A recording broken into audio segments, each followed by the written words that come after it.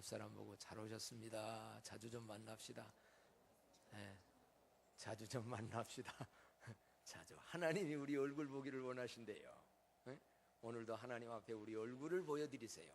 사람 앞에 오지 마시고 목사 앞에 있지 마시고 하나님 나 왔어요. 물론 이 안에 계시지만 한 주일 감사했어요. 아주 한 주일도 또 부탁해요. 하고서 하나님 나 이거 필요해요. 이런 것들 고마웠어요. 하나님과의 만남의 스파크, 영적인 만남의 스파크. 말씀을 읽다가 설교를 듣다가 찬송하다가 기도하다가 하나님 깨달음으로 만나는 은혜가 있기를 축복합니다. 예배당에 와서 이게 없으면 참 예배드리는 게 힘들어요. 근데 이게 있으면 일주일을 승리하고 평생을 승리하지요. 그렇다면 사모해야 돼요. 집중해야 돼요. 누구한테 끌려와가지고 앉아서 이러지 말고요. 이왕이 내가 여기 왔다면 오늘 말씀 하나를 들을 때 얼마를 깨달아요? 열을 깨달아요. 집중해서 사모하며 들으면 성령님이 저는 이런 설교를 하는데 여러분이 다른 걸 깨닫게 해요. 오늘 하나님이 우리에게 주시는 말씀은 피차 사랑의 빛 외에는 아무에게든지 아무 빛도 지지 말라. 간단한 말씀이에요. 피차 사랑의 빛 외에는 아무에게든지 아무 빛도 지지 말라. 그러니 우선 우리가 생각할 것은 아무 빛도 지지 말라고 말씀하십니다. 그럼 여기서 사랑의 빛 외에 아무 빛이라고 하는 그 빛은 어떤 빛이냐라고 한다고 하면 재정의 빛이요. 돈 빚지지 말라는 얘기예요. 안 좋은 빛은 지지 말라는 거예요. 이 말씀 앞에 한국인으로서 살아가면서 빚 없는 사람이 몇 명이나 될까? 집사님은 그런 빚 없지요? 금전적인 빚. 대단한 경제력인데.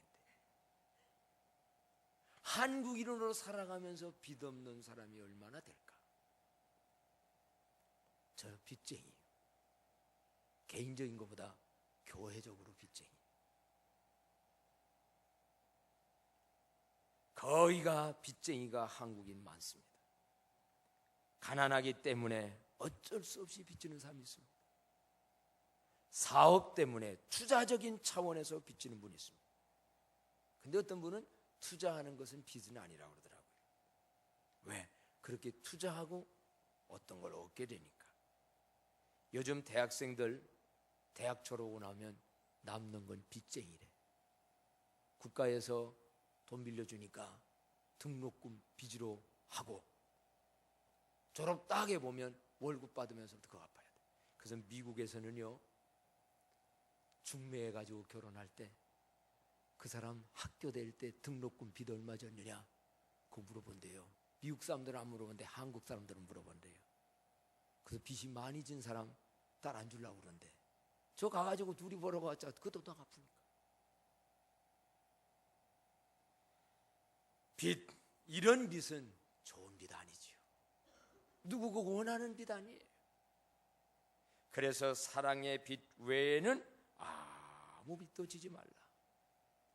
어떻게 하면 이런 빚 짓지 아니하고 살까요? 어떻게 하면 이미 지은 돈 빚을 덜 지고 빚을 청산해 나갈 수 있을까요? 요행이나 일확천금을 바라지 말아야 합니다. 사람들이 간혹 보게 되면 이러한 것 갚으려고 요행, 일확천금 어디다가 한탕주의로 해보려고 하는데 그러다가 더 큰 빚에 빠지는 경우가 부지기수입니다. 미국 시카고의 공인회계사로 활동하고 있으며 크리스찬 재정사역 연구소 대표인 김동윤 시카고 제1감리교회 장로님이 계신데 이분은 경제학 박사입니다. 그런데 경제 회복을 이루는 가장 빠른 길을 이는 하나님의 경제 원리를 따르는 것이라고 말하면서 가정경제 살리는 5단계를 말했더라고요. 빚을 안 지는 법, 이미 빚을 졌는데 청산해 나가는 법, 어쩔 수 없이 우리가 살다가 이런저런 빚이 있는데 어떻게 하면 여기에서 벗어나는 구체적인 5단계. 너무나 잘하는 얘기인데 그러나 거기에 진리가 있어요. 거기에 보면 그거를 줄여서 말하면 이렇게 표현을 했더라고요. 바로 보고 줄이고 저축하고 체면을 벗어버려라. 한번 외쳐볼까요? 바로 보고 줄이고 저축하고 체면을 벗어 던져라. 근데 이걸 5단계로 구체적으로 설명한 거 보니까 1단계는 뭐냐면 빚의 내용을 점검해야 된다. 지금 비춰집니까? 네. 1단계 다 같이 한번 시작. 빚의 내용을 점검한다. 이 말이 뭔가 했더니 먼저 빚의 내용을 차분하고 객관적으로 점검해야 한다. 수입에 비해 과도한 지출로 인한 빚인지, 주식 투자 손실로 발생한 빚인지, 아니면 분수에 넘친 큰 집을 사느라 대출받아 과도하게 발생한 것인지 따져봐야 한다. 또 형편에 비해 사교육비 지출이 지나치게 많은지, 건강이나 능력에 비해 게을러서 열심히 일하지 않아서 진 빚인지 다시 생각할 필요가 있다. 빚이 많은 가정은 대부분 가계부를 쓰지 않는다. 가계부를 쓰면 그래도 줄일 수 있는 것을 찾아낼 수 있다. 가계부 쓰세요? 아이고 써봤자 쓸 것도 없는데. 그런데 그래도 쓰랍니다. 포기하지 말고 이중적으로 그래도 줄일 것이 있다는 거예요. 두 번째 단계는 뭐를 말하느냐? 지출을 줄인다. 글쎄 저는 오늘 이 앞부분에 대한 말씀은 우리 지역에서 어렵게 살아가는 분들에게는 사실 별로 적용이 좀 덜 된다고도 볼 수 있어요. 있는 거 다 쓰기도 안 되는데, 그러나 우리는 들어야 될 건 들어야 되는데, 수입을 늘리는 것보다 지출을 줄이는 것이 더 우선이다. 수입이 늘어났다고 해서 빚은 줄어들지 않는다. 수입이 많아졌다는 생각에 은근히 지출을 늘려가기 때문이다. 수입을 늘리는 것은 내 마음대로 드는 것이 아니지만 돈 벌어 들어온 건 내 마음대로 안 돼요. 지출은 내가 통제할 수 있다. 들어오는 건 내 원대로 안 되지만 나가서 쓰는 건 내 마음대로 할 수 있다는 거예요. 이런 점에서 지출을 줄이는 일은 확실하게 저축하는 것이 된다. 정기적으로 지출되는 내력 중 과소비나 불필요하게 지출되는 항목을 찾아 없앤다. 그래서 어떠한 구매욕을 절제해야 된다. 이거 지금 당장 안 사도 되는 거라면 그거를 절제하는 마음을 가져야 한다. 3단계로 말합니다. 저축을 병행해야 한다. 얼마간의 빚이 있어도 반드시 저축을 병행해야 튼튼한 경제 구조를 이룰 수 있다. 사람은 저축하면서 희망과 보람을 느낀다. 아무리 적은 소득이라도 10의 1조는 먼저 떼어 하나님께 드려도 살아가게 되는 것처럼, 그렇잖아요? 그리스도인들 보면 적어도 10의 1조는 딱 떼서 하나님께 드리고도 당당히 살아가는 것처럼 먼저 저축을 한 후 생활하면 그동안 살게 되어 있다. 빚을 졌더라도 반드시 하늘나라의 11조를 저축하고, 이게 하나님의 경제 원리입니다. 없으니까 다 써도 부족한데 이러지 말고 복을 주시는 하나님 앞에서 빚을 졌더라도 반드시 하늘나라의 11조를 저축하고 통장에 조금씩이라도 저축한다. 빚을 갚아간다는 수동적인 만족이 아니라 자산 규모를 늘려간다는 능동적인 기쁨이 주어질 때 가정의 경제 구조는 힘있게 세워지기 시작한다. 4단계 다 같이 한번 한 목소리 읽어봅시다. 시작. 신용카드 사용을 줄인다. 이게 문제일 때가 있습니다. 탁 주면 나오잖아요. 탁 주면 쓰잖아요. 그런데 신용카드는 현재의 소비를 위해 미래의 소득을 저당 잡히도록 이끈다. 내가 지금 소비를 하면 다음 달 내 돈에 대한 소유권을 내가 갖는 게 아니라 누가 가져요? 신용카드 회사가 가져버린다는 거예요. 미리 쓰는 게 편리하고 좋은 것 같지만은 소유권이 신용카드 회사로 넘어간다. 게다가 연체할 경우 엄청난 이자가 따라온다. 카드 생활비만 지출하지 한 데에 조절약을 해도 많은 것들을 줄일 수 있다. 글쎄요, 여기 안 맞는 우리 어려운 분들도 있을 거예요. 5번째, 다 같이 한번 읽어보요. 시작. 체면, 욕심을 버린다.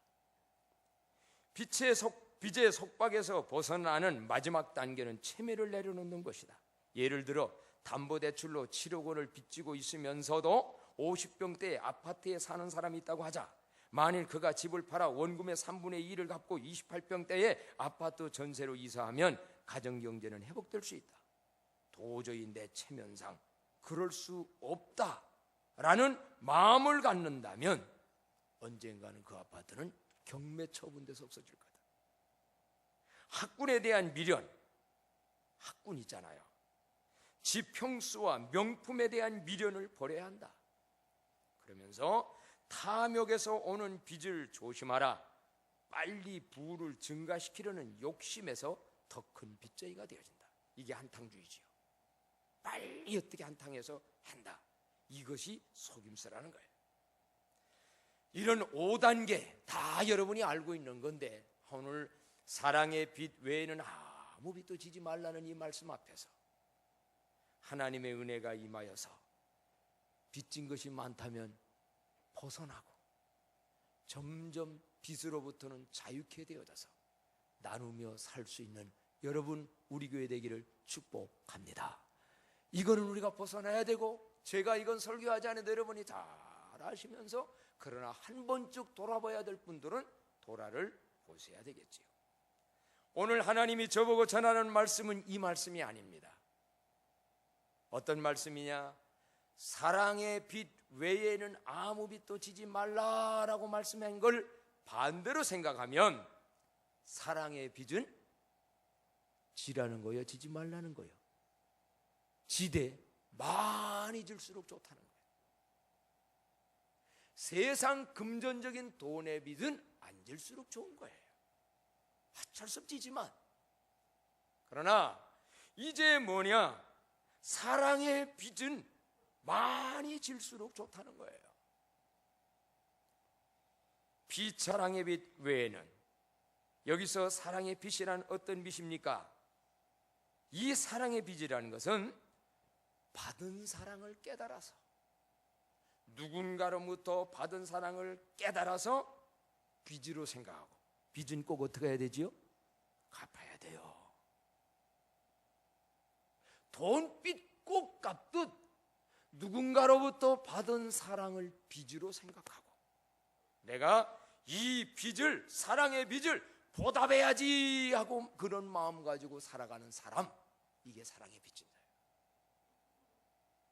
이런 사랑의 빚을 지면 돈 빚진 사람은 눌리고 고통스럽습니다마는, 사랑의 빚은 오히려 행복하고 바른 인생을 살도록 만들어주는 원동력이 됩니다. 그러므로 사랑의 빚은 좋은 빚이에요. 사랑의 빚은 많이 진 사람일수록 잘못되는 게 아니라 굉장히 좋은 사람이 되어져. 한번 우리가 생각해 볼까요? 부모의 사랑을 받은 사람이 빚으로 생각하여서 부모 사랑 빚진 자의 마음을 많이 갖는 사람은 어떤 아들이 될까요? 효자가 됩니다. 똑같은 자식들이 부모의 사랑 다 받고 크지만요, 어떤 사람은 부모의 사랑을 내가 잘 돼서 보답해야지 하는 사람이 있는가 하면, 부모가 하는 거 당연한 건데 뭐, 남들 명품 신발 사줄 때 우리 아버지는 안 사줬어? 나 이럴 때 우리 아버지가 나한테 준 게 뭐가 있어? 재산도 안 물려줬어? 불효자 돼버려. 그 이상하지요? 똑같은 사랑 받았는데 부모의 사랑을 빚으로 생각하는 사람이 있어. 부모에게 내가, 이런 사람은요, 내가 공부 열심히 했어, 내가 학자까지 벌어서 잘 돼가지고 우리 아버지 어머니 잘해드려야지. 우리 교회에서 저에게 이번 새 승용차 사주셨을 때 누가 제일 생각 많이 났는지 알아요? 내 우리 아버지 살아계시면, 어머니 살아계시면 저 차 뒤에다가 다 모시고 가서 내 식사 한번 대주면 너무 좋겠다. 부모님이 안 계시니까 못 하려고. 그래서 우리 장모님 수원 가가지고 뒤에 타시라고. 그러고서 수원 안 받고 돌아드렸어. 정말. 그러고 식사 한번 대줘. 행복해집디다. 왜냐면 우리 장모님도 저한테 많은 걸 베풀어 주셔. 빚을 졌거든요. 제가 결혼해가지고 살아갈 때 너무 없는 가운데 결혼했고, 개척교회 하면서 뭐 하면서 우리 교회 그동안 그 전에 있던 냉장고니 뭐니 가스레인지니 뭐 전자레인지니 전부 장모님이 사줬어. 내 힘으로는 살 수가 없었어. 그 생각이 이게 빚이 뭐예요? 갚아야지. 선생님의 가르침을 빚으로 생각하는 사람은 좋은 사람이 됩니다. 그래서 나도 누군가에게 가르쳐주는 사람이 돼야지. 그래서 배워서 남주냐라고 어느 부모가 말했는데, 배워서 우리는 남주는 거예요. 요즘 애들한테 여러분 이 말 고쳐야 됩니다. 너 배워서 남주냐? 아니다. 배워서 남주라. 제가 이 말씀 생각해서 보니까 의사 되려면 공부 무지하게 해야 됩니다. 의사 되기 위해서 뼈빠지게 공부하는데, 의사 돼가지고 의사 배워서 누구 좋게 해줘요? 누구 좋게 합니까? 당장 우리 좋게 하잖아요. 그 의사 없으면 병두가 우리 진단해줘요. 근데 따라오는 건 그 뒤에 자기의 수입이 따라올 뿐이지, 수입 때문에 하는 건 아니에요. 그러니까 거꾸로 생각해야 돼요. 남 잘해주면요 나에게 돌아온 것도 많을 줄로 믿습니다. 의사가 돈만 생각가지고 부정을 하다 보면 어느 날 잘못돼가지고 끊겨버려요. 남 잘해줘야지, 남 잘해줘야지. 저분들이 바로 가르쳤으니 남 잘해줘야 하는 사람은 남 잘해주고 난 다음에 자기에게 존경도 하고 돈도 와요. 참 이 정계에 있는 분들이 우리 교회 와서 설교를 들어야 되는데, 성공하고 실패한다는 내가 굉장히 많이 했지요. 성공하고 실패한다는데 요즘 뭐 국회의장이 올라가가지고 그 잘되고 돈 몇 푼 때문에 저 망신을 당한단 말이요. 나 또 한 번 얘기합니다. 성공하고 실패하지 마요. 마지막에 가서 돈 몇 푼 때문에 존귀한 자기의 명예와 모든 것과 자식들한테. 사랑이요, 부모의 사랑 깨닫는 사람 효자 됩니다. 선생님 가르침 받는 사람 잘 배워서 남에게 주는 자가 됩니다. 누군가의 사랑을 받은 사람, 나 이거 갚아야지 하는 사람, 남에게 유익을 끼치는 사람으로 바꿔지게 됩니다.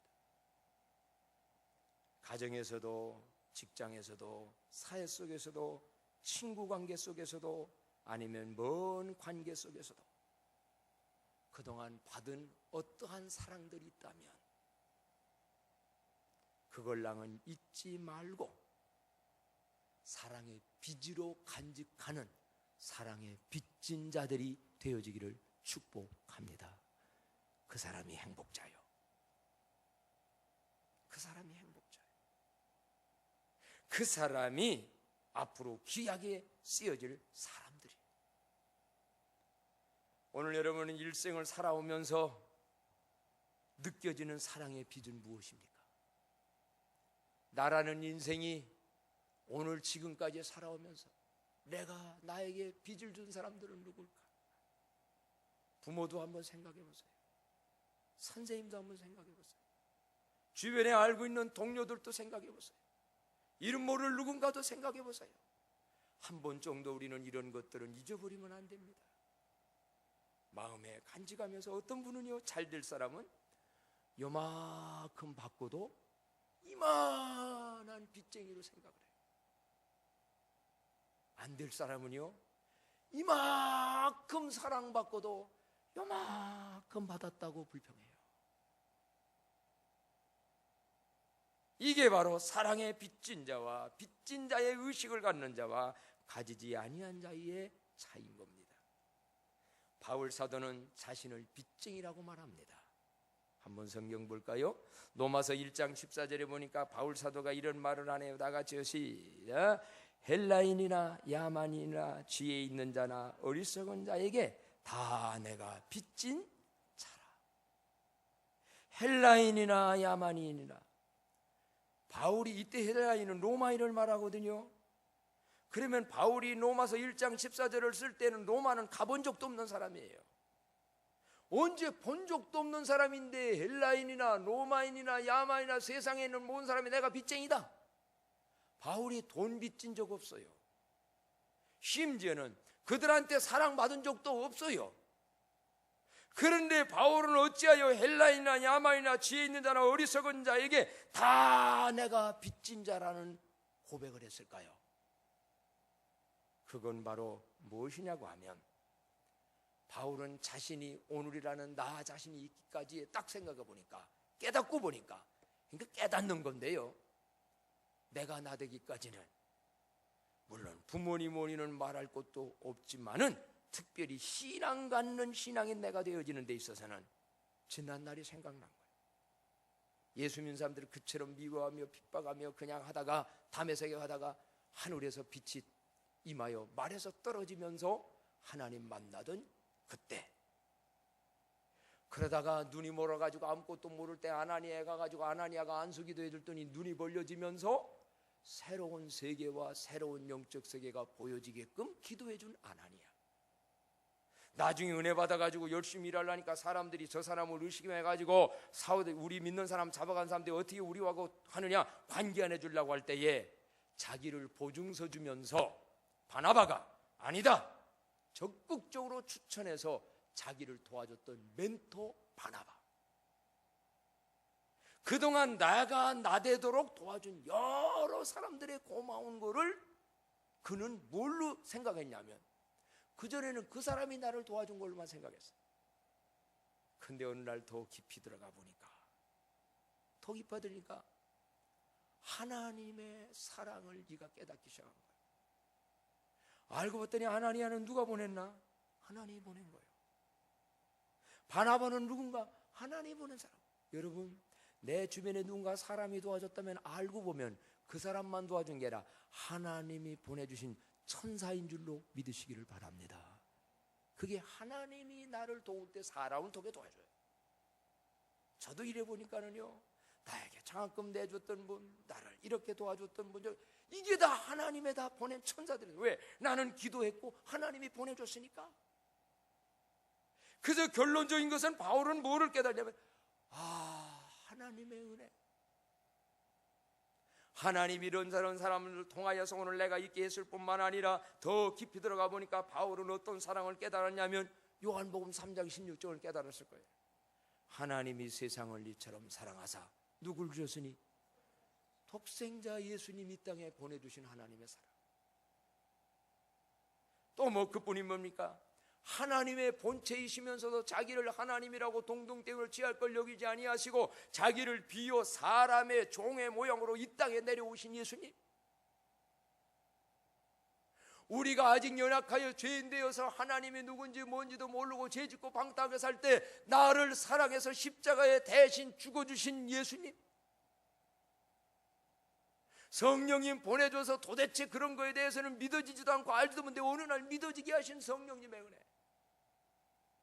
그러니까 결국은요, 바울 사도는 뭐를 깨닫냐? 하나님의 그 깊은 사랑을 깨달아. 오늘 내가 이처럼 믿고 내가 이처럼 이 세상에 살아가는 건 전부가 다 하나님이 나에게 준 사랑이었구나. 바울만 받은 게 아니라 우리도 받은 줄로 믿습니다. 여러분도 그런 사랑 받으셨나요? 이거를 깨닫는 게 믿음이에요. 똑같이 이런 사랑 받아도 어떤 사람은 바울은 이런 사랑 주셨으니 내가 이제는 살아도 주를 위하여 죽어도 주를 위하여 로마까지 가서 그는 교도소에 자원해서 갇히면서까지 복음 전하면서 사랑의 빚을 갚으려는 사람이 있고,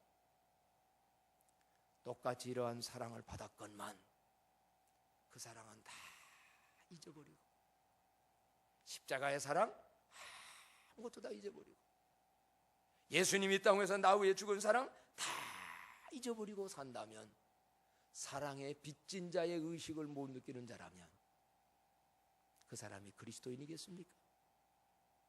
그 사람이 주님 앞에 헌신할 수가 있겠습니까? 바울 사도는 깨달음으로 와지는 하나님의 그 큰 사랑, 이 사랑 깊이 깊이 깨달아서 빚이 없는 자가 아니라 사랑의 빚은 많이 진 자로 살아가는 광남의 성도님들 되어지기를 축복합니다. 이 빚을 신랑은 점점 크게 생각해도 좋아요. 점점 크게 생각하세요. 이게 진정한 예수 잘 믿는 거예요. 성경 전체를 보세요. 하나님이 얼마나 나를 이렇게 사랑해. 내가 잘나서 다 된 건 아니에요. 고비고비마다 하나님이 지켜줬어요. 저는 어느 때 생각하니까 하나님이 막아주신 적도 있더라고요. 잘못된 길로 가는데, 나는 그렇게 가는데 하나님이 막아주셨어. 안 되게 막아주셨어. 나중에 보니까 하나님 이게 사랑이었구나. 하나님이 사랑의 빚진 자의 심정으로 그 사랑의 빚을 갚으려는 마음을 가지고 살아가는 자, 이 자야말로 행복자요 존귀한 자이지요. 그래서 오늘 사랑의 빚은 많이 져도 좋다고 말씀하시면서 그 다음에 중요한 게 뭐냐고 하면 사랑의 빚은 피차 주고받으라고 말씀합니다. 오늘 그랬지요? 자, 8절 말씀 다 같이 한번 한 목소리 읽어볼까요? 시작. 피차 사랑의 빚 외에는 아무에게든지 아무 빚도 지지 말라. 남을 사랑하는 자는 율법을 다 이루었느니라. 제일 먼저 사랑의 빚은 어떻게 하라고요? 피차. 피차 서로 사랑의 빚을 알고 보면 주고받으라는 것입니다. 이미 받은 사랑을 빚으로 알고 빚 갚는 심정으로 살아야지 마음 먹는 사람은 행복자예요. 근데 이보다 더 귀중하고 귀중한 사람은 누구냐면 이제는 이걸 한 차원 뛰어넘는 거예요. 나도 남에게 누군가에게 사랑의 빚을 줘야지. 돈빚 못지않게 사랑의 빚을 주려고 하는 사람들.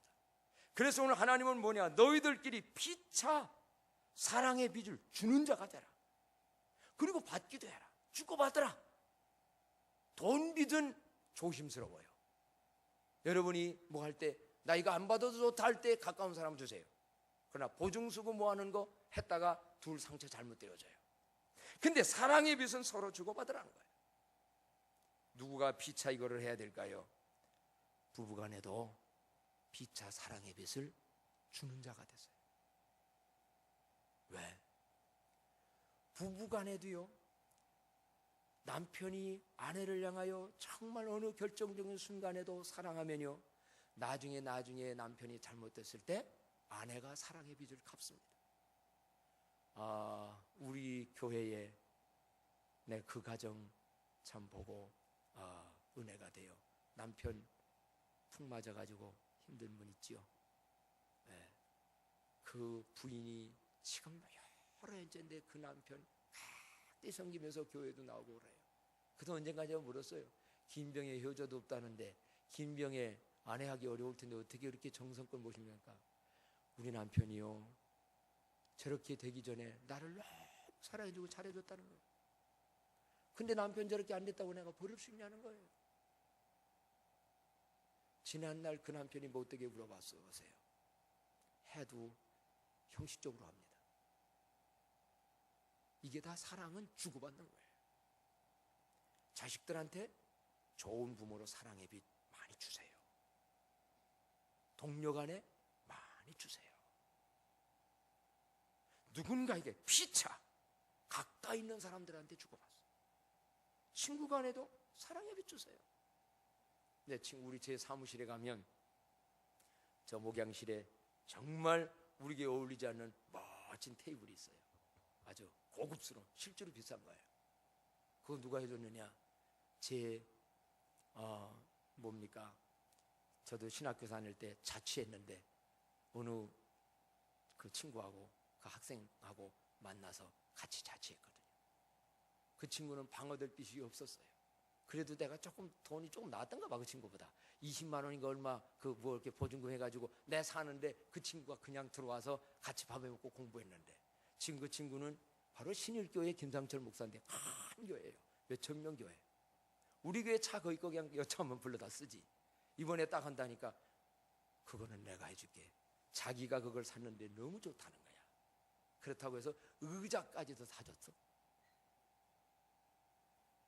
지난날 뭔가 요만큼 내 사랑을 베풀었는데 나중에 내가 받으려고. 절대로 여러분 사랑 베푼 거 없어진다고 생각하지 마세요. 계약서 쓰고 주는 것보다 더 중요한 게 그거예요.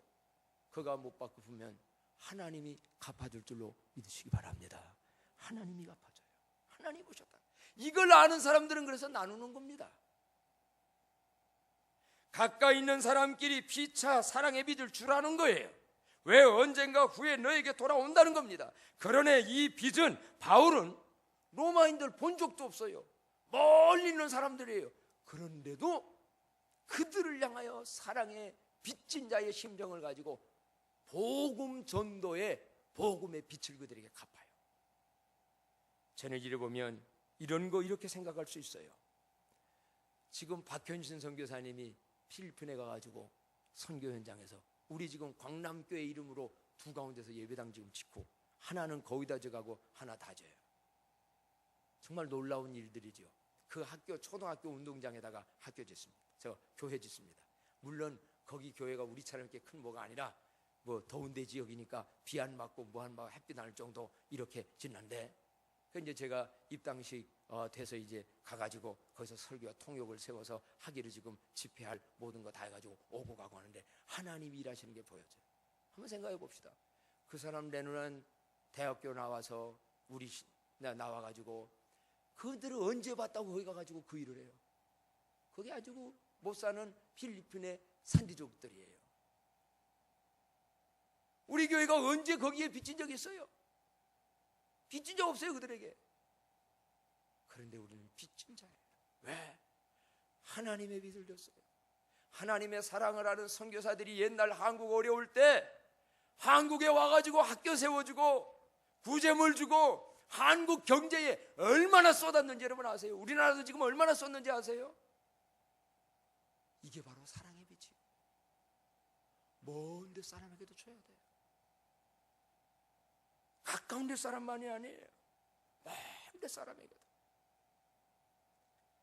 오늘 우리 광남교회가 사랑의 빚진 자의 심정을 깨달아서 사랑의 빚을 갚되 피차 멀리 사람에게라도 다 갚되 하나님의 사랑을 기억하고 생각하며 빚진 자로 살아가는 모두가 되어지기를 바랍니다. 어느 분의 이 말씀 하나가 참 저에게 은혜가 되대요. 미국의 A 하츠라고 하는 유명한 자선사학가가 있습니다. 자선사학가가 되려면 우선 돈을 많이 벌어야지. 이 사람은 그리스도인이었습니다. 예수 믿는 사람인데 사업을 하다가 실패하여 10만 불의 빚을 졌대요. 오래전 얘기지요. 그는 거의 다 파산하게 되어서 앞날이 몹시 불투명해졌다고 말았어요. 어느 날 아침 그는 하나님의 말씀을 읽고 기도하다가 하나님께서 그의 마음 깊은 곳에 말씀하시는 음성을 듣고 감동을 받습니다. 감동을 받은 그는 자기의 남은 재산을 모두 정리한 뒤 상당한 액수를 교회에 헌금하였습니다. 굉장한 지금 빚쟁인데 친구와 친척은 물론 아내까지도 그의 행동에 무척 놀랐습니다. 주변 사람들은 빚을 많이 진 그가 그런 결정을 내리자 못마땅하게 여겼습니다. 어떻게 빚 많이 진 자가 남은 그거가 정리해가지고 교회에다 헌금하느냐. 그때 A 하츠는 사람들에게 이렇게 말했습니다. 나는 사업을 하면서 늘 이런 생각을 했습니다. 이 사업이 조금만 더 잘 되면 주님께 모든 것을 바쳐야 되겠다. 그러나 저는 마음으로만 헌신하려고 했던 거지요. 그런데 오늘 새벽 우연히 말라기서 성경 말씀을 읽는데 11절을 들으지 아니함이 하나님의 것을 도둑질하는 것임을 깨닫게 되었습니다. 나는 많은 사람에게 빚을 지고 있지만 정작 내가 빚을 지고 있는 분은 바로 하나님이라는 사실을 깨달았습니다. 사람에게만 빚진 게 아니라 하나님의 빚을 더 많이 졌다는 걸 깨달았습니다. 그래서 가장 중요한 분의 빚부터 갚기로 결심하여 헌금을 한 것입니다. 결국 그는 그 후 재기에 성공하여 신화적인 부자가 됐다네요. 그래가지고 그는 그 자신을 위해서는 근검 전략한 돈으로 복음 사역을 위해서, 세계 선교를 위해서 멋지게 쓰다가 갔다는 거예요. 광남의 성도님들이여, 사랑의 빚진 자로, 사랑의 빚을 많이 주는 자로 살아가는 우리들이 되어지기를 축복합니다. 한번 공동기도 한번 해볼까요? 주여, 돈 빚에서는 벗어나게 하시고 사랑의 빚은 평생 빚진 자로 살게 하시며 피차 사랑의 빚을 많이 주는 자로 살게 하소서. 아멘. 찬송합니다. 찬송가